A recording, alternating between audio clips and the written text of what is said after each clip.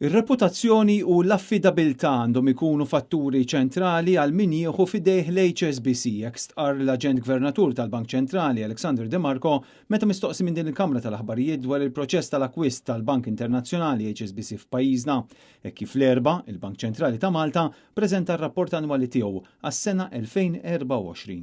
L-Aġent Gvernatur tal-Bank Ċentrali saħaq fuq l-importanza tal-kompetizzjoni brabta mal-proċess tal-akkwist tal-Bank HSBC dan wara li l-bank fix-xhur li għaddew ħabbar li se jwaqqaf l-operat tiegħu f'pajjiżna. Aħna bħala opinjoni tagħna tal-Bank Ċentrali ta' Malta, l-opinjoni tagħna hija li l-importanza fl-opinjoni tagħna hija li tiżdied il-kompetizzjoni fis-suq lokali fis-settur bankarju għaliex il-kompetizzjoni dejjem hija ta' benefiċċju speċjalment għall-ċittadin.